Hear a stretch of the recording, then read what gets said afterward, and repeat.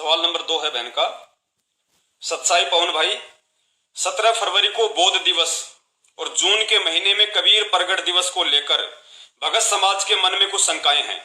आप जी परमेश्वर के ज्ञान आधार व सत्संगों में किए गए संकेत आधार से भगत समाज को ये बताएं कि यदि सतगुरु रामपाल जी महाराज जी स्वयं कबीर परमात्मा हैं और 8 सितंबर 1951 के दिन प्रकट हुए हैं, तो वे बार बार सत्संगों में ये क्यों कहते हैं कि मैं तो परमात्मा कबीर जी का भेजा हुआ एक संत हूं और आप पुण्यात्माओं को जगाने के लिए आया हूं। पवन भाई, गुरुदेव की इस लीला को समझाने का प्रयास कीजिए।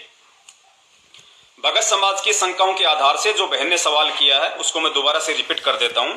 बहन का कहने का मतलब ये है कि पवन भाई, हमने जो पोस्टर पंपलेट जो बनाए हैं 17 फरवरी बौद्ध दिवस को लेके, कि भाई हमने 17 फरवरी को बौद्ध दिवस नहीं मनाना है क्योंकि हमारे गुरुजी जो स्वयं कबीर परमात्मा है और स्वयं कबीर परमात्मा को ऐसा कौन इस 21 ब्रह्मांड का प्राणी है जो उनको बोध करा दे, जो उनको ज्ञान करा दे।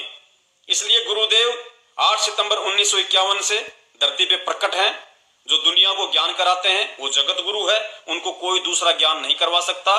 तो भगत समाज की शंका ये है कि भाई एक बात बताइए कि जो सत्सेवक भाई हैं ये कहते हैं कि गुरुजी 8 सितंबर 1951 में धरती पे प्रकट हो गए थे और वो स्वयं कबीर परमात्मा है।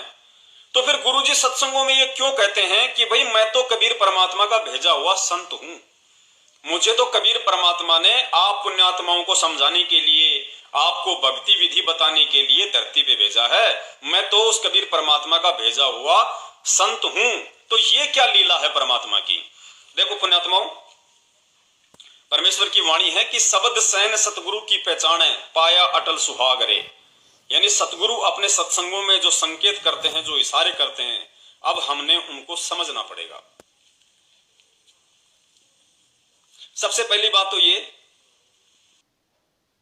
कि जब हमें गुरुजी बार बार सत्संगों में कहते हैं कि भाई मैं तो कबीर परमात्मा का भेजा हुआ संत हूं, तो पुण्यात्माओं अब हमने इन बातों पे विचार करना पड़ेगा कि आज तक का जो भक्ति इतिहास है, हम तो केवल सतयुग से लेकर चलते हैं, क्योंकि सतयुग में परमात्मा सत्सुकृत रूप में आए, फिर आया त्रेता में परमात्मा मुनिंद्र ऋषि जी के रूप में आए, द्वापर में परमात्मा करुणामय ऋषि जी के रूप में आए और कलयुग की प्रथम पीढ़ी में परमात्मा कबीर रूप में आए। और आज गुरु जी कह रहे हैं कि मैं तो कबीर परमात्मा का भेजा हुआ संत हूं। तो पुण्यात्माओं, अब यही हमने विचार करना पड़ेगा, अब यहीं से हमने सोचना पड़ेगा, परमेश्वर के सत्संगों को हमने गहराई से समझना पड़ेगा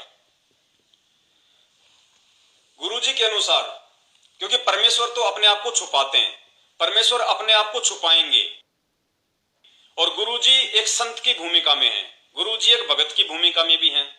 तो गुरुजी स्पष्ट रूप से ये कभी नहीं कहेंगे, जब तक वे इस पृथ्वी पे हैं, वे स्पष्ट रूप से कभी नहीं कहेंगे कि मैं कबीर परमात्मा हूं।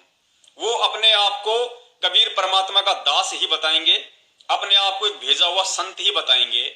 सेम टू सेम वही लीला चल रही है जो लीला 650 साल पहले चल रही थी।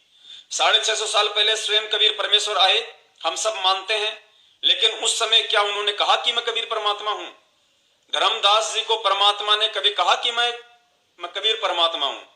उन्होंने यही कहा कि भाई मैं कबीर परमात्मा का मैं तो उस सत्य पुरुष का, उस अविनाशी परमात्मा का भेजा हुआ संत हूं धर्मदास, और तुम पुण्यात्माओं को जगाने के लिए आया हूं। क्या कहा मालिक ने कि आजा बंदे शरण राम की, फिर पाछे पछतावेगा। अब खुद कबीर साहब कह रहे हैं कि आजा बंदे शरण राम की। खुद वो परमात्मा एक दास की भूमिका में, एक संत की भूमिका में अपनी ही शरण में आने के लिए कह रहा है। अगर परमात्मा सीधा कह दे कि धर्मदास मैं कबीर परमात्मा हूं, धर्मदास जी कभी जिंदगी में स्वीकार नहीं करे, उनका ज्ञान ही स्वीकार नहीं करता। क्योंकि इन नकली संतों ने, ऋषियों ने, महर्षियों ने हमें भक्ति का ऐसा उल्टा पाठ पढ़ा रखा है कि परमात्मा निराकार है, परमात्मा का कोई शरीर नहीं होता, परमात्मा दिखाई नहीं देता। अगर फिर कबीर परमात्मा ये कह देते कि धर्मदास मैं हूं कबीर परमात्मा जो तेरे सामने खड़ा हूं, धर्मदास कभी यकीन नहीं करते।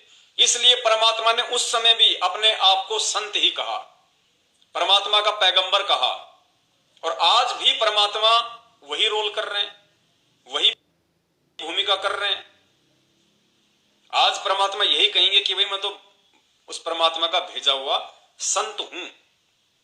लेकिन समझना हमने पड़ेगा, क्योंकि परमेश्वर ने हमें बिचली पीढ़ी में पैदा किया है। ऊपर से अक्षर ज्ञान दे दिया, शास्त्रों का सार निकाल के दे दिया। अब उनकी पहचान हमने स्वयं करनी पड़ेगी। गुरुजी कहते हैं कि मैं कबीर परमात्मा का भेजा हुआ संत हूं। तो पुण्यात्माओं विचार करो, सतयुग से लेके कलयुग तक का भक्ति इतिहास, 4 युगों का भक्ति इतिहास बता दीजिए। सतयुग से लेके कलयुग में परमात्मा ने अपने किस संत को भेजा अपनी पुण्यात्माओं को जगाने के लिए? एक भी संत का नाम बता दो, कोई एक भी संत का नाम जिसको कबीर परमात्मा ने धरती पे भेजा हो। किसी भी युग का, किसी भी समय का कोई भी एक ऐसा प्रमाण दे दो कि कबीर परमात्मा ने जीवों को समझाने के लिए, जीवों को भक्ति की जानकारी देने के लिए, जीवों को सार नाम सार शब्द देकर सतलोक वापस पहुंचाने के लिए अपने किसी संत को सतलोक से भेजा हो। एक भी संत का नाम बता दो, आप नहीं बता पाओगे। जब भी परमात्मा आते हैं स्वयं ही आते हैं। जिस भी संत के रूप में आते हैं वो स्वयं ही आते हैं। सतयुग में परमात्मा संत रूप में आए, क्या नाम धराया? सतसुकृत। कौन थे सतसुकृत? आज गुरुजी बता रहे हैं स्वयं कबीर परमात्मा थे। द्वापर में परमात्मा मुनिंद्र ऋषि के रूप में आए, मुनिंद्र ऋषि के रूप में आए। कौन थे मुनिंद्र जी? स्वयं कबीर परमात्मा थे। उसमें त्रेता में द्वापर में परमात्मा करुणामय ऋषि के रूप में आए। कौन थे करुणामय जी? आज गुरुजी बता रहे हैं स्वयं कबीर परमात्मा थे। 650 साल पहले वही परमात्मा कबीर रूप में आया। कौन थे कबीर जी? स्वयं वो परमात्मा थे। 250 साल पहले गरीबदास जी महाराज जी के रूप में आए। कौन थे गरीबदास जी महाराज? स्वयं कबीर परमात्मा ही थे। कैसे डबल रोल कर रहे थे? जैसे काशी के भंडारे में परमात्मा ने दूसरा रूप बनाया केशव बंजारे का। केशव बंजारा अनजान बन के सवाल कर रहा है, वही परमात्मा का रूप सवाल कर रहा है अनजान बन के, और दूसरे रूप में वो कबीर परमात्मा विद्वान बन के उनका जवाब दे रहा है। ये होती है डबल भूमिका, डबल रोल परमात्मा का। तो 250 साल पहले जिनको हम मानते हैं कि भाई गरीबदास जी महाराज जी कबीर परमात्मा का भेजा हुआ संत था, उनका अवतार था, पुण्यात्माओं ये बहुत बड़ी गलतफहमी है। इसका वैसे तो जिक्र हो चुका है, फिर भी थोड़ा सा आपको बता देते हैं कि गरीबदास जी महाराज जी कौन थे। खुद गुरु जी के मुख से सुन लो और उसके बाद में आप निर्णय कर लेना कि संत रामपाल जी महाराज उस कबीर परमात्मा का भेजा हुआ कोई संत है या खुद वो कबीर परमेश्वर है। ऐसा नहीं हो सकता, हमने कदे सुना को नहीं। ये कोई बात हुई? कबीर तो काल हुआ, 600 वर्ष पूर्व हुए। अगर ऐसा विचार हम करेंगे, उस समय ये विचार करें कि भगवान कृष्ण कब हुए, भगवान राम कब हुए? एक त्रेता में, एक द्वापर में। उससे पहले कौन था? फिर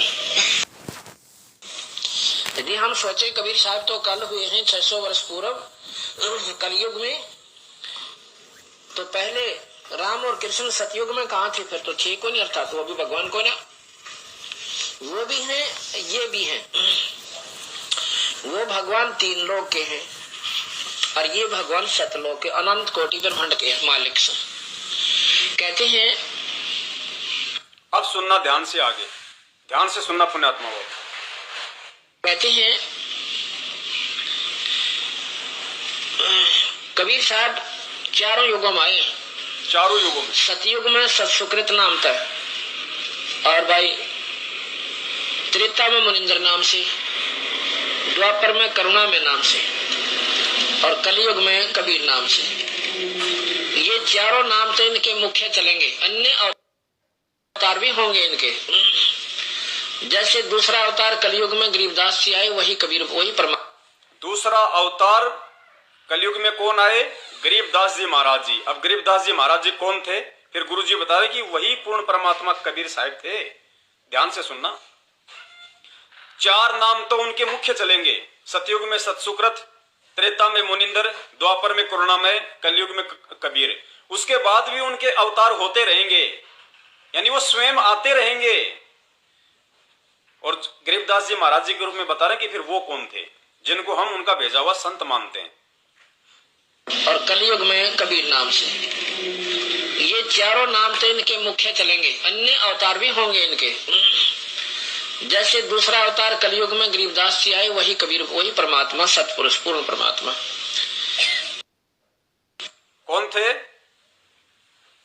कलयुग में गरीबदास जी महाराज जी आए, वो कौन थे? ध्यान से सुनना।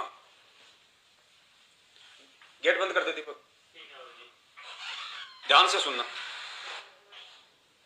तो इनके मुख्य चलेंगे, अन्य अवतार भी होंगे इनके।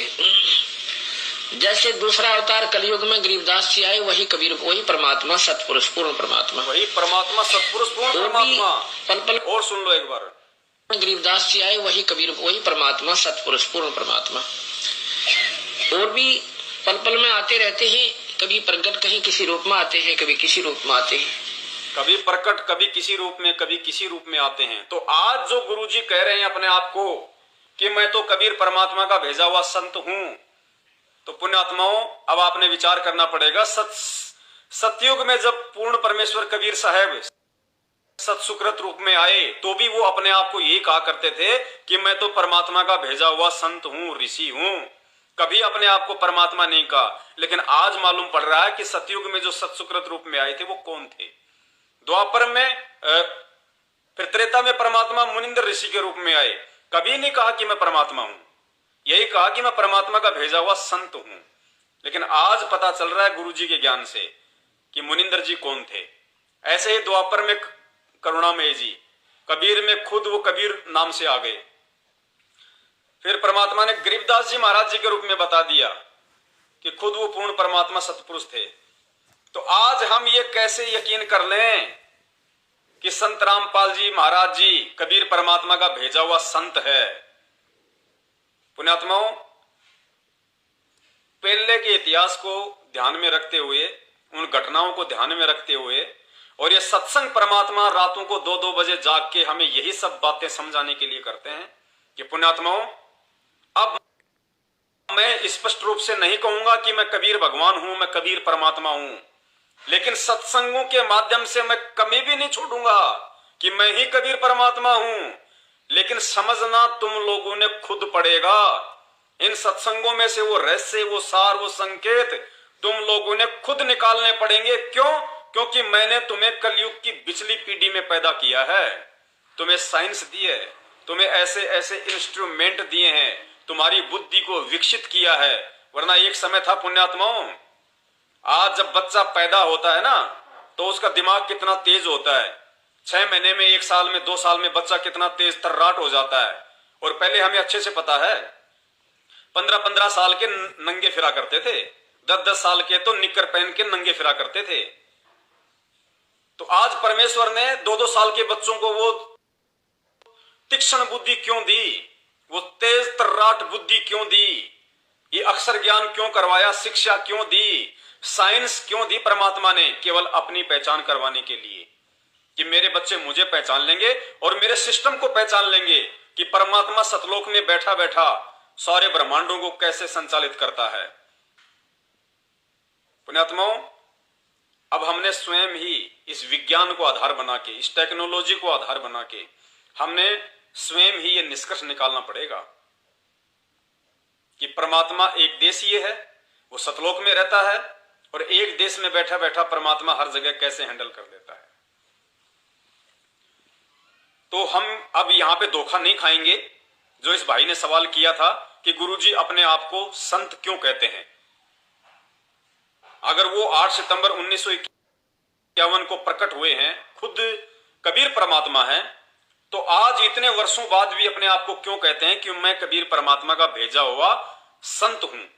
इसलिए अपने आप को कबीर परमात्मा का भेजा हुआ संत कहते हैं क्योंकि परमेश्वर अपने आप को छुपाते हैं आप और हमारे से ज्ञान आधार से अपनी पहचान करवाने के लिए, दूसरी तरफ उस काल को धोखे में रखने के लिए।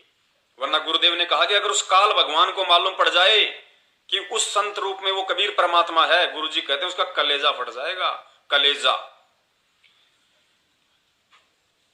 नंबर 2,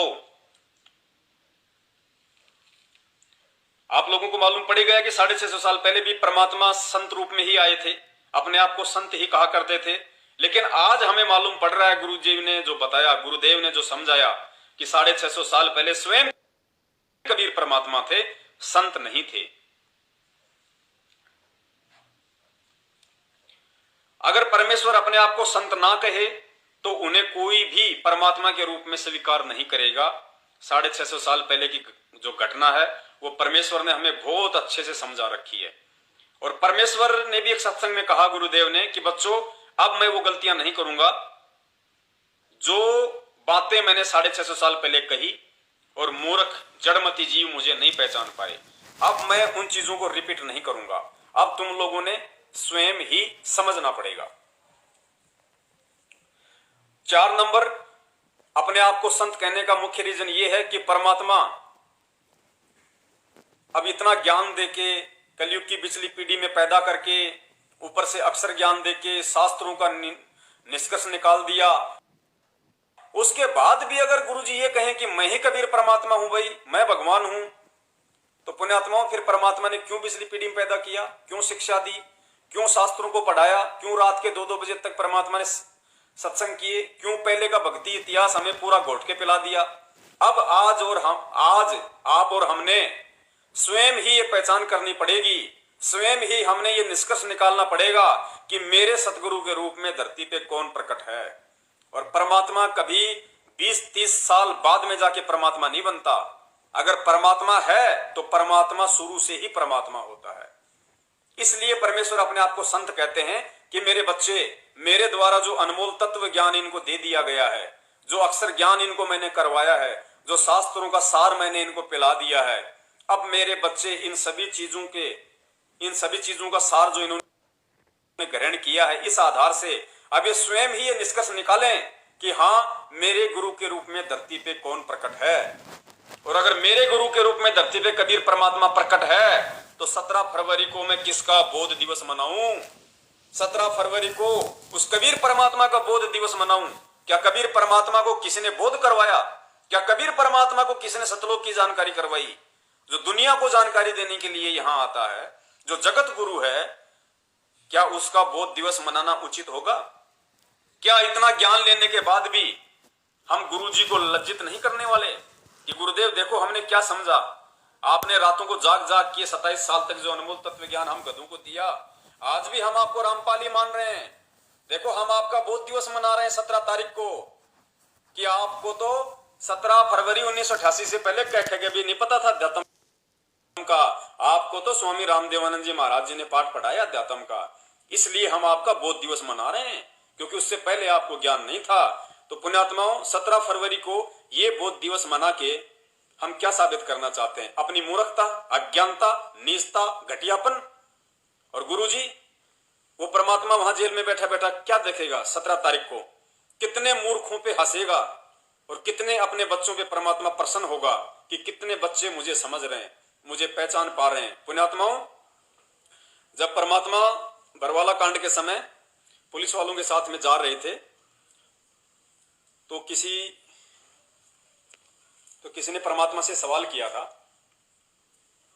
तो परमेश्वर ने कहा था कि बेटा मैं हिसार की छोटी जेल में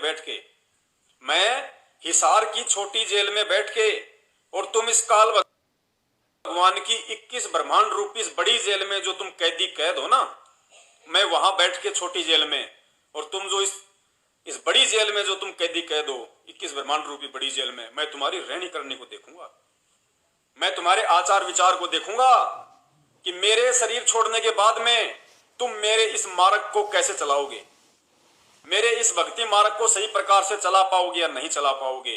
ये रिहर्सल, ये तुम्हारा अभ्यास मैं हिसार की छोटी जेल में बैठ के देखूंगा। आज परमात्मा वो रिहर्सल कर रहा है। हम मूर्खों को परमेश्वर ने जो अनमोल ज्ञान दिया, उस ज्ञान की परमात्मा वहां बैठ के परीक्षा ले रहा है, परख कर रहा है। उस अविनाशी परमेश्वर को दुनिया के कोई दीवार बांध के नहीं रोक सकती। जिसने राजा अब्राहम सुल्तान की कैद से और 360 साधु संतों को जो बेचारे चक्की पीस रहे थे, उनको चुटके बजाते ही आंख बंद करो, सबने आंख बंद की, जेल में थे, आंख खोलो, आंख खोला तो सब जंगल में थे बाहर। जो परमात्मा जिसका नाम बंदी छोड़ है, जो बंधनों से छुटकारा दिलवाता है, सांसारिक बंधनों से भी, और जो जन्म मरण का बंधन है उससे जो छुटकारा दिलवा सकता है, उस परमात्मा को हिसार की जेल कैसे बंधक बना के रख लेगी। पुण्यात्माओं, हमने धोखा नहीं खाना। ये काल हर प्रकार से हमारे को धोखे में रखेगा, हर प्रकार से गुरु जी के प्रति हमारे मन को ढीला करेगा, हमारे को कमजोर करने की कोशिश करेगा कि देख तेरा गुरु जेल में बैठा है, कहीं का परमात्मा, कहीं का संत, कहीं का तत्वदर्शी। मतलब कुछ न कुछ भी ये करेगा। इस समय भगत की आस्था को तोड़ेगा, भगत के विश्वास को तोड़ेगा, और यही सबसे बड़ा काल का दाव है। और यही परमात्मा देख रहा है, क्योंकि मैंने भी तो ठोक के ज्ञान दिया है।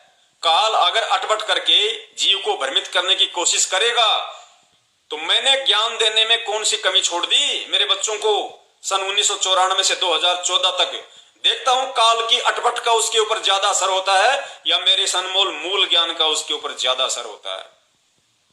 तो पुण्यात्माओं, ये भयंकर ये परीक्षा का दौर है। और इस समय हम ना तो 17 फरवरी को उस अविनाशी कबीर परमात्मा का, उस जगत गुरु का बोध दिवस मना के अपनी मूर्खता का गुरु के सामने सबूत पेश करें, और ना ही जून के महीने में हम उसी कबीर परमात्मा का, जो आज हमारे गुरु के रूप में प्रकट है, आज संत रामपाल जी महाराज जी के रूप में प्रकट है, 650 साल पहले दाढ़ी मूछ वाले रूप में प्रकट था, हम 650 साल पहले वाली फोटो का कबीर प्रकट दिवस मना के अपनी मूर्खता का प्रमाण ना दें। क्योंकि जब वही कबीर परमात्मा आज संत रामपाल जी महाराज जी के रूप में 8 सितंबर से धरती पे प्रकट है, तो हम 8 सितंबर को उनका प्रकट दिवस मनाएंगे। 8 सितंबर को, ना कि जून के महीने में उनके 650 साल पहले वाले स्वरूप का। वो स्वरूप आज हमारे किसी काम का नहीं है। कबीर परमेश्वर का जो स्वरूप हम 650 साल पहले वाला देखते हैं, जो फोटो उनकी हम देखते हैं, जब आपको वर्तमान में इतना ज्ञान हो जाएगा, उस लेवल का आपको आध्यात्मिक ज्ञान हो जाएगा, तो पुण्यात्माओं 650 साल पहले वाली फोटो आप अपने घर में भी नहीं रखोगे। दास अपने घर में 650 साल पहले वाला परमात्मा का स्वरूप नहीं रखता। वो दाढ़ी मूछ वाली फोटो मैं अपने घर में नहीं रखता। मेरे लिए उस फोटो का कोई औचित्य नहीं, कोई महत्व नहीं। अगर उस फोटो का मेरे लिए कोई महत्व था तो 650 साल पहले था। अगर मैं चाहता तो उस समय जिस स्वरूप में परमात्मा आए थे 650 साल पहले दाढ़ी मूछ वाले में, अगर मैं चाहता और उस समय यदि मैं उनको परमात्मा मानता और परमात्मा मान के अगर मैं मर्यादा में रह के भक्ति करता, तो वो स्वरूप उस समय मुझे सतलोक पहुंचा सकता था। लेकिन आज उस स्वरूप का झूठा महिमा मंडन करके, उस स्वरूप के आगे धूप बत्ती अगरबत्ती करके, घंटी बजा के, उस स्वरूप का प्रकट दिवस मना के मैं लाख जन्म भी सतलोक की प्राप्ति नहीं कर सकता। और उल्टा आज वर्तमान में वही कबीर परमात्मा जिस संत रामपाल जी महाराज जी के रूप में प्रकट है, अगर मैं वो सारी नादानियां करूंगा तो वर्तमान में परमात्मा जिस स्वरूप में प्रकट है मैं उनको उल्टा और नाराज कर दूंगा। तो मेरे लिए यदि आज उस कबीर परमात्मा के किसी रूप का, किसी स्वरूप का कोई महत्व है, तो केवल संत रामपाल जी महाराज जी वाले रूप का महत्व है। क्योंकि आज वे मुझे सत्संग सुना सकते हैं, आज वे मुझे आशीर्वाद दे सकते हैं, आज वे मेरी प्रार्थना सुन सकते हैं, आज वे मेरे प्रारब्ध के जो बुरे संस्कार हैं उनका सत्यानाश कर सकते हैं, आज वो मुझे नामदान दे सकते हैं, आज वो मुझे मोक्ष मार्ग की विधि बता सकते हैं, आज वो मुझे प्यार दे सकते हैं, आज मैं उनकी चरण सेवा कर सकता हूं, आज मैं उनसे हर प्रकार का आध्यात्मिक लाभ प्राप्त कर सकता हूं। क्या 650 साल पहले वाली कबीर परमात्मा की फोटो, वो दाढ़ी मूछ वाली, क्या आज मुझे सत्संग सुना सकती है? क्या मेरी फरियाद सुन सकती है? क्या मैं उनकी चरण सेवा कर सकता हूं? बताइए, मेरे किसी काम की नहीं आज वो फोटो। ऐसे तो ना जाने परमात्मा के करोड़ों अवतार हो चुके, करोड़ों। क्या पता द्वापर में परमात्मा कौन से रूप में थे, क्या पता मुनिंदर ऋषि के रूप में परमात्मा कौन से रूप में थे, सत्सुकृत रूप में परमात्मा कौन से रूप में थे। अगर 650 साल पहले वाले फोटो का यदि आप कबीर प्रकट दिवस मनाते हो, तो द्वापर में एक करुणामय ऋषि रूप में भी तो वही परमात्मा था, फिर उसकी क्यों नहीं मनाते भाई? क्या वो कोई और था? कौन थे द्वापर में करुणामय ऋषि? कौन थे? वही कबीर परमात्मा। उनका क्यों नहीं मनाते? उन्होंने कौन सा आपका बुरा कर दिया? फिर त्रेता वाले मुनिंदर ऋषि का क्यों नहीं मनाते आप प्रकट दिवस? फिर तो उसका भी मनाना चाहिए। अगर कबीर जी का 650 साल पहले वाले का मना रहे हो तो द्वापर वाले का भी मनाना होगा भाई, त्रेता वाले का भी मनाना होगा, सतयुग वाले का भी मनाना होगा। अगर उनका नहीं मना रहे हो, खाली दाढ़ी मूंछ वाले का मना रहे हो, तो इससे बड़ी मूर्खता और कोई नहीं हो सकती। वक्त गुरु से बेड़ा पार होगा, वक्त गुरु से। और वक्त गुरु के रूप में कबीर परमात्मा के मार्ग में स्वयं कबीर परमात्मा ही धरती पे प्रकट रहता है। इसलिए आज से पहले परमात्मा किन रूपों में आए, कैसे कैसे दाढ़ी लगा के आए, कैसे कैसे मूंछ लगा के आए, हमें उनसे कोई लेना देना नहीं है। चाहे उनके दर्शन करो या ना करो, हमारे लिए यदि आज कोई महत्वपूर्ण है, इंपॉर्टेंट है, तो सतगुरु रामपाल जी महाराज जी का चेहरा, ये कबीर परमात्मा हमारे लिए आज इंपॉर्टेंट है, महत्वपूर्ण है। इसलिए दास अपने घर में 650 साल पहले वाली फोटो को नहीं रखता है। तो वर्तमान में जो परमेश्वर ने हमें शिक्षा दी है, तत्व ज्ञान दिया है, सत्संगों का सार दिया है, ग्रंथों का सार दिया है, उस आधार से हमने परमात्मा की पहचान स्वयं ही करनी पड़ेगी कि संत रामपाल जी महाराज कबीर परमात्मा है या कबीर परमात्मा के भेजे हुए संत हैं। अगला पॉइंट उन्होंने कई बार सत्संगों में जिक्र किया। किन्होंने? परमेश्वर सतगुरु रामपाल जी महाराज जी ने कई बार अपने सत्संगों में जिक्र किया है। और गरीबदास धर्मदास जी के माध्यम से परमात्मा ने कबीर सागर में 600 साल पहले ही लिखवा दिया था। क्या? कि 12वें पंथ हम ही चलावें, 12वें पंथ हम ही चल आवें, सब पंथों को मिटा के एक पंथ चलावें। जब पुण्यात्मा स्पष्ट कह दिया 650 साल पहले परमात्मा ने धर्मदास जी के माध्यम से लिखवा दिया कि 12वें पंथ हम ही चल आवें, कि धर्मदास 12वें पंथ में, गरीबदास जी वाले पंथ में आगे चल के मैं खुद जाऊंगा, मैं खुद कबीर जाऊंगा। तो मुझे ये बता दो कि कबीर परमात्मा फिर क्यों नहीं आए?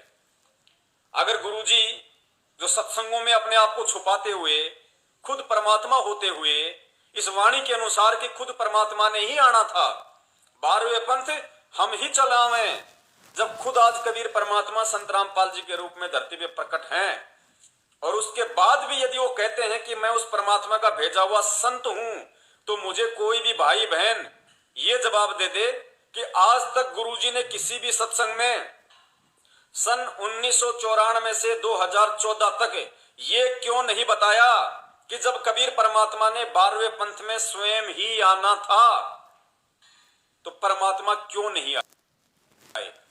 उनके ना आने का रीजन क्या है? बता दो, कोई भी बता दो मुझे। नहीं बता पाओगे क्योंकि खुद परमात्मा धरती पे प्रकट है, रीजन क्या बताओगे? तो परमेश्वर ने कभी बताया गुरुजी ने कि कबीर परमात्मा 12वें पंथ में आने वाले थे लेकिन नहीं आए, मुझे भेज दिया, तो खुद क्यों नहीं आए? कौन सा काम अटक गया परमात्मा का? कौन सी ऐसी इमरजेंसी हो गई उस भगवान को भी जो भगवान नहीं आया और अपने संत को भेज दिया? जबकि वाणी क्या कहती है कि साध वचन पलटे नहीं, चाहे पलट जाए ब्रह्मांड। साध कौन? कबीर परमेश्वर, सच्चा साधु, सच्चा संत, जिसने 650 साल पहले लिखवा दिया, वो अमिट मिट नहीं सकता कि 12वें पंथ हम ही चलावें।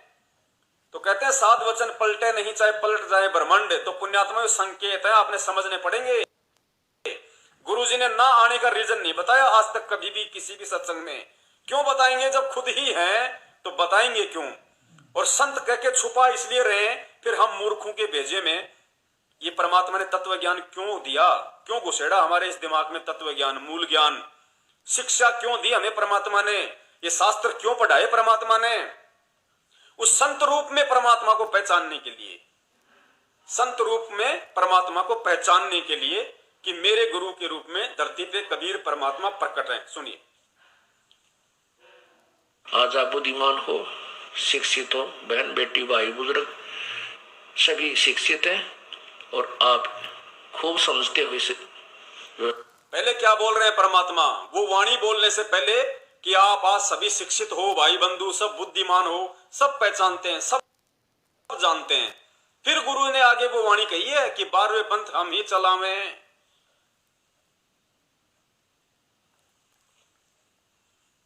आज आप बुद्धिमान हो, शिक्षित हो, बहन बेटी भाई बुजुर्ग सभी शिक्षित हैं और आप खूब समझते हो इस व्यवस्था को। इसलिए ये ज्ञान परमात्मा ने इसमें इसका ढोल बजाना था और सारे विश्व में इसको पहुंचाना था। ये पहले ही निर्धारित था। परमात्मा ने आना था। कैसे आपने कब कबीर सागर में पढ़ा कि 12वें पंथ में हम ही चलावें, हम ही चल आवे, चल कर आएंगे। हम ही चलावे को परमात्मा ने जोर देके बोला है दूसरी बार। ये संकेत है, यही गुड़ ज्ञान है, यही इशारे हैं जिनको हमने पकड़ना पड़ेगा। 12वें पंथ में हम ही चलावे, फिर दोबारा क्या बोला, 12वें पंथ हम ही चल आवे। ध्यान से सुनना पुण्यात्माओं, साध वचन पलटे नहीं, चाहे पलट जाए ब्रह्मांड। परमात्मा ने आना था। कैसे आपने कब कबीर सागर में पढ़ा कि 12वें पंथ में हम ही चलावें, हम ही चल आवे, चल कर आएंगे और सभी पंथ मिठाकर एक पंथ चलाए। परमात्मा नहीं आए तो अपना कुत्ता ये दास भेज दिया आपको जगाने के लिए, भौंकने के लिए। परमात्मा क्यों नहीं आए, इसका रीजन गुरुजी ने आज तक किसी सत्संग में नहीं बताया कि भाई परमात्मा के कोई फैक्ट्री चल रही है सतलोक में, उसमें हड़ताल हो गई, लेबर की कमी पड़ गई, और कोई रीजन हो गया, कोई मतलब ट्रैफिक जाम हो गया, परमात्मा का विमान वहां पे रुक गया, या फिर वहां पे किसानों ने हड़ताल कर दी, रोड जाम कर दिया, गुरुजी आ नहीं सके इसलिए मुझे भेज दिया। कोई रीजन बताया आज तक गुरुजी ने? परमात्मा के लिए क्या रीजन, परमात्मा के लिए क्या पाबंदी हो सकती है, परमेश्वर के लिए क्या ऐसी मुसीबत आ सकती है जो उन्होंने कह दिया कि मैं ही आऊंगा। पुण्यात्माओं, यहां अगर कोई आदमी अगर पंचायत में कोई बात बोल दे कि भाई ठीक है मैं इस आदमी को फला फला दिन 5,000 रुपए दे दूंगा, ये मैं जुबान करता हूं, पंचायत में बोल दिया, और फिर यदि वो आदमी उस तारीख को अपनी जुबान अनुसार उसको 5,000 रुपए नहीं देता है तो उसको दोगला कहा जाता है, दोगला। उसकी बातों पे फिर कोई यकीन नहीं करता। तो जब परमेश्वर ने खुद कह दिया, धर्मदास जी के माध्यम से लिखवा दिया, एफिडेविट दे दिया, वो कोई मिटा नहीं सकता, उसको जुटला नहीं सकता कि 12वें पंथ हम ही चलावें। तो आज 12वें पंथ में परमात्मा क्यों नहीं आएगा, लेकिन छुपा क्यों रहा है? इसलिए कि मैंने मेरे बच्चों को ज्ञान दे दिया, शिक्षा दे दी। अब अगर वो इतना भी नहीं खोज पाएंगे, इतना भी नहीं समझ पाएंगे कि परमात्मा यहां अपने आप को संत क्यों कह रहे हैं, तो सतलोक क्या खाक जाएंगे फिर वो। तो अपना कुत्ता ये दास भेज दिया आपको जगाने के लिए, भौंकने के लिए। धनवान लोग जाग जाते हैं जब कुत्ता भौंकता है, वो समझ जाते हैं कोई आपत्ति आसपास मंडराई हुई है। तो पुण्यात्माओं, विचार करना पड़ेगा इन बातों पे। यही सत्संगों का सार है। इसीलिए परमात्मा ने साध संगति का ये प्रोग्राम रखवाया है, और ताकि हम उस परमपिता परमेश्वर को पहचाने, क्योंकि ये बहुत ही प्राइम टाइम है। अगर आज भी हम धोखा खा गए तो ऐसा समय चारों युगों में फिर नहीं आता कभी भी।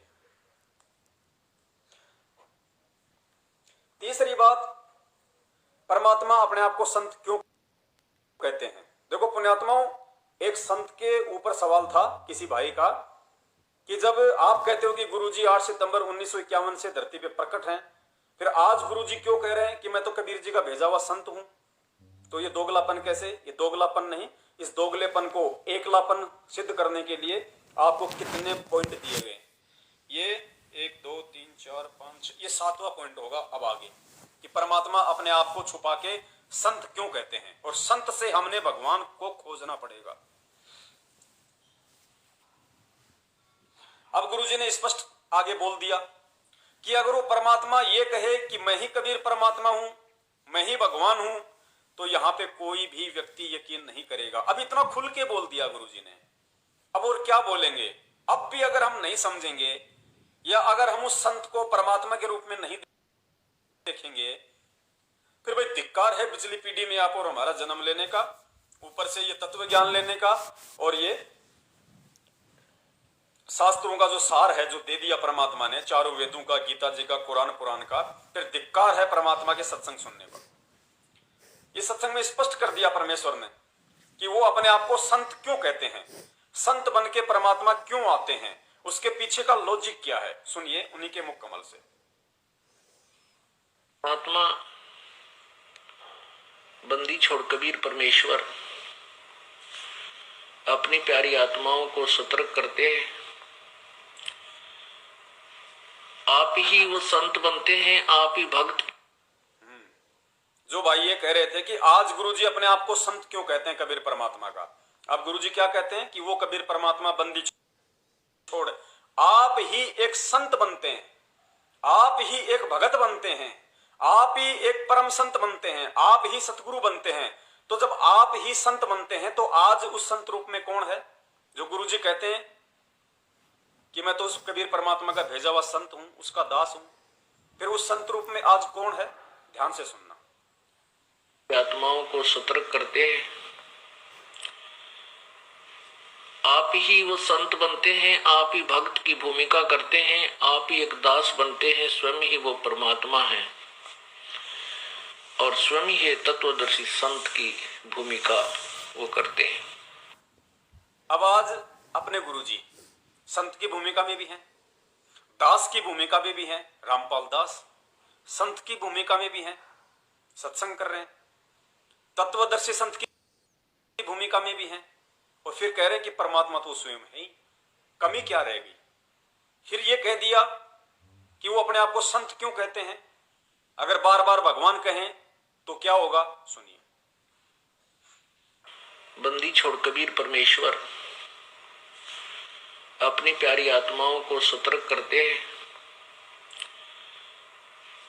आप ही वो संत बनते हैं, आप ही भक्त की भूमिका करते हैं, आप ही एक दास बनते हैं, स्वयं ही वो परमात्मा है और स्वयं ही तत्वदर्शी संत की भूमिका वो करते हैं। अब यहाँ परमात्मा कहते हैं आजा बंदे सन राम की।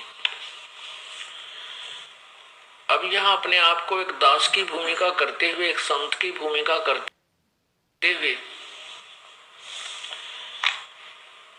अपनी प्यारी आत्माओं को अपनी और अपनी ही शरण में आने की प्रेरणा कर रहे हैं। और यदि वे स्वयं को परमात्मा भी कहते हैं, परंतु वे बार बार यदि अपने आप को भगवान कहें तो हम नहीं स्वीकार करते उनकी एक भी। संत क्यों कहना पड़ता है? जैसे आज गुरुदेव अपने आप को संत कहते हैं कबीर परमात्मा होने के बावजूद भी, तो यहां गुरुजी कह रहे हैं कि कबीर परमात्मा अपने आप को संत क्यों कहता है? क्योंकि बार बार भगवान कहे तो कोई यकीन नहीं करे। सुनो। और यदि वे स्वयं को परमात्मा भी कहते हैं, परंतु वे बार बार यदि अपने आप को भगवान कहें तो हम नहीं स्वीकार करते उनकी एक भी वाणी को, क्योंकि हमने परमात्मा के विषय में बहुत ही उलट सुलट ज्ञान ग्रहण किया हुआ है। कंसेप्ट क्लियर कि परमात्मा अपने आप को संत क्यों कहते हैं? अगर भगवान कहें तो कोई यकीन नहीं करेगा। शेख फरीद जी जब कुएं में उल्टा लटक के तपस्या कर रहे थे, कबीर परमात्मा गए, उनको बाहर निकाला और क्या कहा कि भाई कौन हो तुम, मुझे क्यों परेशान किया, मैं अपनी साधना कर रहा था, मुझे क्यों निकाला? शेख फरीद ने कहा, तो परमेश्वर ने क्या कहा कि भाई मैं भगवान हूं, मैं अल्लाह हूं। तो शेख फरीद जी ने क्या कहा, ए भाई मजाक मत करो, परमात्मा तो बेचून है, परमात्मा तो निराकार है और तुम अपने आप को परमात्मा कहते हो। पुण्यात्माओं, इसलिए परमात्मा अपने आप को छुपाते हैं, संत कहते हैं, भगत की भूमिका करते हैं, दास की भूमिका करते हैं। और जो उनकी हंस आत्माएं होंगी, जिनको वास्तव में इस जन्म में सतलोक जाना है, ये उनका अंतिम जन्म है, वो पुण्यात्माएं उस संत में से सत साहिब को खोज लेंगी, संत में से सत साहिब को निकाल लेंगी। कहे कबीर सोए जन मेरा, जो नीर खीर का करे निबेरा। परमेश्वर ने हमें क्या कहा? हंस आत्मा। हंस कौन होता है? दूध और पानी दोनों को एक ही पात्र में मिला दो, जो हंस होता है उसको परमेश्वर ने एक ऐसा गुण दिया है, विश्व के और किसी पक्षी में नहीं है। वो एक ही पात्र में आधा किलो दूध आधा किलो पानी मिला दो, अच्छी तरीके से मिक्स कर दो। जो हंस होता है वो उसमें अपनी चोंच डुबो के दूध पी लेगा, पानी पानी छोड़ देगा, उसको हंस कहते हैं। तो वर्तमान में जिस पुण्यात्मा को यह तत्व ज्ञान समझ में आ गया, जिस पुण्यात्मा के ऊपर सतगुरु की मेहर है, वो पुण्यात्मा संत और सत साहिब दोनों को मिक्स कर दो अच्छे से, जो गुरु जी ने खूब मिक्स कर रखा है, वो संत को छोड़ देगी, सत साहिब को निकाल देगी, उसमें से ग्रहण कर लेगी कि हाँ संत रूप में साक्षात कबीर परमेश्वर हैं। वही व्यक्ति सतलोक जाने का अधिकारी है। बाकी जन्मदिन मनाते रहो, बौद्ध दिवस मनाते रहो, कबीर प्रगट दिवस मनाते रहो, अपनी मूर्खता अज्ञानता छोटी सोच का बार बार परमात्मा को प्रमाण देके दुखी करते रहो। तो इसलिए परमात्मा अपने आप को छुपाते हैं कि मैं तो परमात्मा का भेजा हुआ संत हूं। उम्मीद करता हूं उन भगत भाइयों के समझ में आ गया होगा।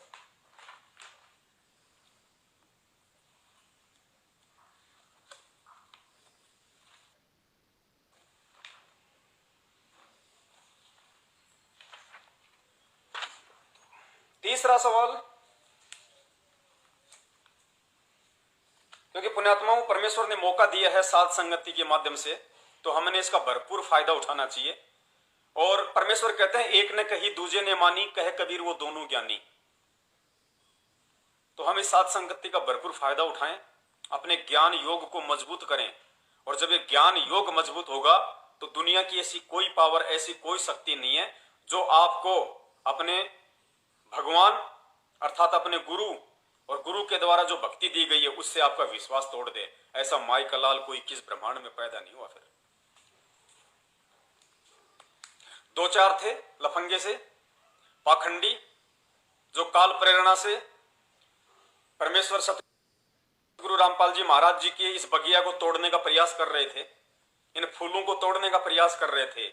एक वो पाखंडी जो मदन पंथ में एंट्री किया उसने, नितिन रायजादा। आज हाल क्या उसका आप लोगों को शायद नहीं पता होगा, बता देता हूं। 20-25 दिन पहले की घटना है, क्योंकि उसके पाखंड को उसका गुरु भी देख रहा था, बैराग्यपति। उसको भी अच्छे से मालूम था कि ये क्या चाल चल रहा है। और नितिन रायजादा ने क्या चाल चली, पहले वो राधा स्वामी पंथ में था या किसी और पंथ में था, शायद मुझे पूरा कंफर्म नहीं है। उसका मकसद था गुरु बनना किसी भी तरीके से।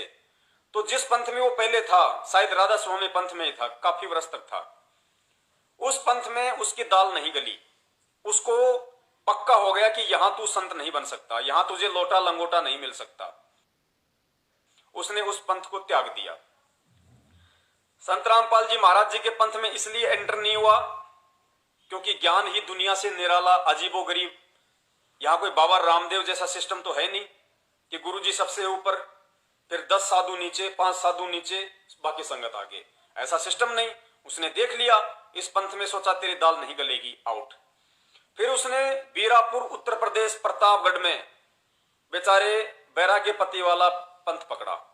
उसने सोचा बूढ़ा सा पंथ है, बूढ़ा सा गुरु है, थोड़े बहुत दिनों का है, यहां तेरी दाल गल जाएगी, यहां तुझे लोटा लंगोटा मिल जाएगा। उसने उस पंथ में एंट्री कर दी और यूट्यूब पे कुसंग करने लग गया, जीवात्माओं को भ्रमित करने लग गया। कुछ लोग झांसे में आए, बाद में रो धो के वापस भी आ गए। यही हाल है।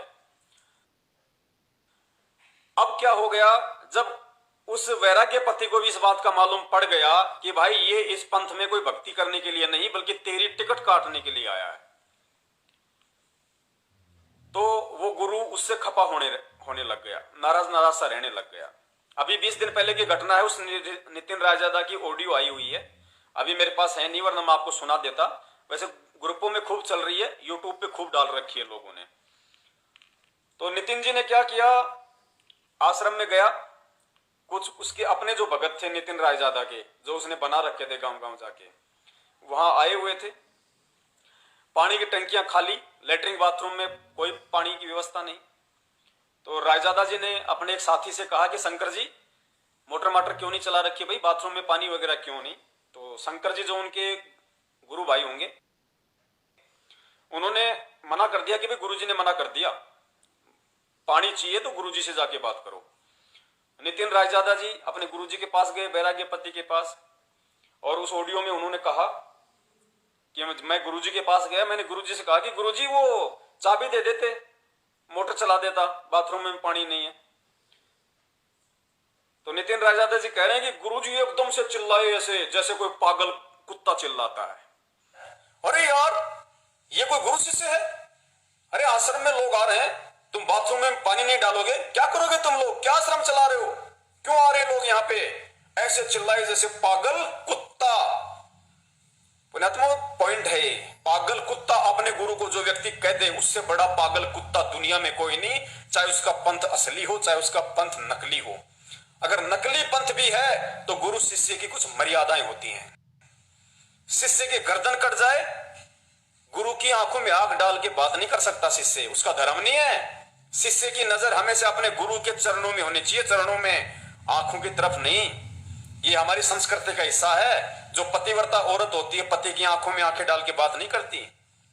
अब तो माहौल सारा बदल गया। हमारे दादा परदादाओं को देख लो, उस समय क्या हुआ करता था। अपने अपने पति को परमेश्वर मानती थी, एक जीव को। और गुरु जो मोक्ष प्रदान कराने वाला, आत्मा का पति, उसकी आंखों में आंखें डाल के बात नहीं की जा सकती। उसको तू शब्द से भी उच्चारित नहीं किया जा सकता। तू कह के भी, जिस दिन तू कह दिया अपने गुरु को, उसी दिन उस आत्मा का सत्यानाश, गधा अगले जन्म में। और नितिन रायजादा जी अपने गुरु वगैरह वैरागी को पति वगैरह है कि गुरु जी ऐसे चिल्लाई जैसे पागल कुत्ता चिल्लाता है। वही फैल, उसका अध्यात्म भी, उसका लेवल भी, वो अपने आप को मूल ज्ञानी समझता है ना, वही फैल। अब उसके बाद क्या हुआ, 5 दिन पहले किसी भाई ने मुझे उस आश्रम का वीडियो भेजा। उसके गुरु ने सार्वजनिक तौर पे अपना वीडियो बना रखा है कि हमारा इस नितिन रायजादा से किसी प्रकार का कोई संबंध नहीं है, और हमने इसको जो लोटा और लंगोटा दिया था वो हमने इससे वापस मांग लिया है। और नितिन रायजादा ने कहा है कि आश्रम में तो मैं नहीं आऊंगा, क्योंकि आश्रम में आए तो फिर उसकी पिटाई। उसने कहा कि मैं आपका लंगोटा कोरियर कर दूंगा। ये उसके गुरु का वीडियो फेसबुक पे, व्हाट्सएप पे, यूट्यूब पे काफी चल रहा है। तो पुण्यात्माओं, आप और हमने भूलकर भी ये गलती नहीं करनी है। गुरु बना लिया तो बना लिया, पानी पियो छान के, गुरु बनाओ जान के, और जान के गुरु बनाया है। और बना लिया तो बना लिया। पुण्यात्माओं, विश्वास में वो पावर होती है, विश्वास वो शक्ति है। ना मीरा का कोई गुरु सच्चा था, ना मीरा का भगवान सच्चा था, जिस समय तक उसको कबीर परमात्मा और उसकी जानकारी नहीं हुई। श्री कृष्ण को अपना भगवान मानती थी, पत्थर की मूर्ति को, लेकिन उसको विश्वास था। कहे कबीर सुनो भाई साधो, मैं तो हूं विश्वास में। पत्थर से वो परमेश्वर को प्रकट कर दिया करती थी अपने विश्वास के बल पे। इस कहानी से क्या निष्कर्ष निकलता है? चाहे गुरु नकली हो चाहे भक्ति नकली हो, अगर भगत में अगर विश्वास पक्का है तो परमात्मा को पत्थर से प्रकट होना पड़ेगा, उसकी आस्था और आत्मबल के आधार से प्रकट होना पड़ेगा। इसीलिए इस दास ने अहंकार रहित होकर, अहंकार का तो नामो निशान ही नहीं हमारे पंथ में। ये जितने भी जो नकली पंथ हैं, ये अभी थोड़े दिन पहले आपने सुना होगा, ये जितने भी दुनिया के संत और पंथ हैं, इन सबको दास ने खुला चैलेंज कर रखा है, खुला चैलेंज कर रखा है। आ जाओ एक मंच पे। मेरे गुरु ने सन 1994 से 2014 तक ज्ञान आधार से, ज्ञान चर्चा के विषय को लेके पूरी देश दुनिया के संतों को, महंतों को, शंकराचार्यों को ज्ञान चर्चा के लिए आमंत्रित कर रखा है। कोई नहीं आया। सबको पता है, सत्संग सबने सुन रखे हैं गुरुदेव के, और सबको पता है कि तुम्हारे पास तो अध्यात्म का कह भी नहीं है। जाते तुम्हारी मुंडी काट देगा ज्ञान आधार से। कुछ नहीं है तुम्हारे पास। थोड़े बहुत जो तुम्हारे चेले चपाटे ये और उठ के यहां से निकल जाएंगे। कोई सामने नहीं आ रहा। सबको पता है ज्ञान धरती पे किसी के पास है तो केवल संत रामपाल जी महाराज जी के पास है। गुरु कहलाने का कोई धरती पे अधिकारी है तो केवल संत रामपाल जी महाराज है। इसलिए ये अपने आप को बड़े बड़े चारों शंकराचार्य, एक एक वेद का प्रकांड ज्ञाता समझने वाले, ये बड़े बड़े पंथ, जय जय गुरुदेव पंथ, राधा स्वामी पंथ, ये आपका निरंकारी पंथ, हंसादेश पंथ, विहंगम योग, कितने ना जाने कितने संत महंत हैं यहाँ पे। कोई सामने नहीं आ रहा गुरु के। सबको पता है, जाते ही मुंडी काटेगा ज्ञान आधार से। मुंह दिखाने लायक नहीं रहोगे, ना समाज में, ना अपने भक्तों के सामने। अब दास विश्वास आधार से कि मुझे मेरे गुरु की पहचान हुई है, मुझे मेरे गुरु की परख हुई है उन्हीं के आशीर्वाद से। मैं तो 2 कौड़ी का जीव हूं, मैं तो पत्थर हूं, मैं कोई पहचान नहीं कर सकता, लेकिन मेरे गुरु ने मुझे अनमोल ज्ञान देके, अपने आशीर्वाद, अपनी रजा बख्श के मुझे अपनी स्वयं की पहचान करवाई। गुरु ने मुझे अपनी पहचान करवाई कि धरती पे मेरे गुरु के रूप में कबीर परमात्मा प्रकट है। दास ने इन सभी संतों को और पंथों को, कितनी बार मैंने वीडियो डाल दिए, कितनी बार मैंने ऑडियो डाल दी। अभी 8-10 दिन पहले ही 11 मिनट की ऑडियो विहंगम योग पंथ वालों के लिए डाली है कि ज्ञान से मेरे गुरु ने तुम्हारी मुंडी काट दी है, ना तुम सामने आ रहे, ना तुम्हारे गुरु सामने आ रहे। विश्वास आधार से ये दास सामने खड़ा होने को तैयार है। अगर तुम्हारा गुरु सच्चा है, तुम्हारा गुरु के पास अगर भक्ति सच्ची है और तुम्हारे गुरु का अगर मार्ग सच्चा है, तो आ जाओ, मैं अपने गुरु के विश्वास के ऊपर और तुम अपने गुरु के विश्वास के ऊपर किसी भी इंटरनेशनल टीवी चैनल पे आओ, बीच में टेबल रखो, जहर की बोतल रखो, बिल्कुल लेबोरेटरी से प्रमाणित, और वो जहर जिसका एक टपका जीभ पे रखते ही प्राण पखेरु उड़ जाएं।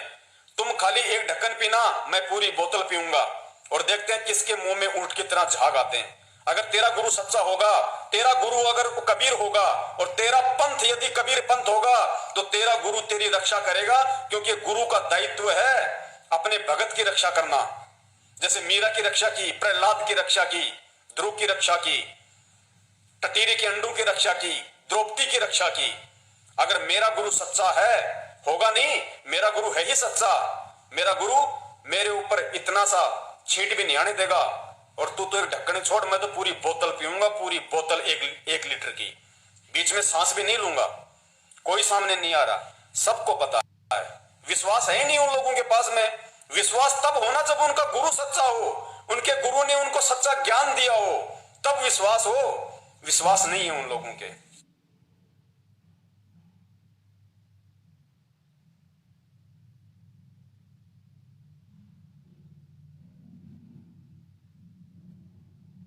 तन मन शीस ईस अपने पे, तन मन शीस ईस अपने पे, पहले में चोट चढ़ावे जब कोई राम भक्त गत पावे हो जी, जब कोई राम भक्त गत पावे हो जी। तन मन शीस ईस अपने पे, तन मन शीस ईस अपने पे, पहले में चोट चढ़ावे जब कोई राम भक्त गत पावे हो जी, जब कोई राम भक्त गत पावे हो जी। भाई सतगुरु तिलक अजप्पा माला, युक्त जटा रखवावे, सतगुरु तिलक अजप्पा माला, युक्त जटा रखवावे। जत को पीन सत का चोला, पीतर वेख बनावे जब कोई राम भगत गत